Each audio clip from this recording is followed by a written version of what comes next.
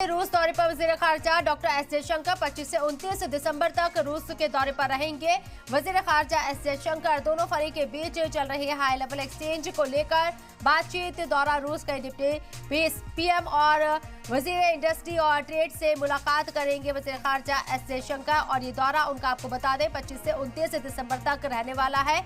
यहाँ कई मुद्दों के ऊपर बातचीत होगी। दोनों फरीक के बीच हाई लेवल एक्सचेंज को लेकर दौरा हो रहा है। रूस के डिप्टी पीएम और वजीर इंडस्ट्री और ट्रेड से मुलाकात करेंगे वजीर खारजा एस जयशंकर। रूस के साथ हिंदुस्तान के ताल्लुकात पहले से ही बेहतर है, ऐसे में और ज्यादा बेहतर करने के लिए और जिन मुद्दों के ऊपर बातचीत होनी है उन्हें और मजीद यहाँ पर अच्छा करने के लिए, मजबूत करने के लिए बातचीत होगी। और ऐसे में रूस दौरे पर जा रहे हैं वजीर खारजा डॉक्टर एस जयशंकर 25 से 29 दिसंबर तक रूस के दौरे पर रहेंगे।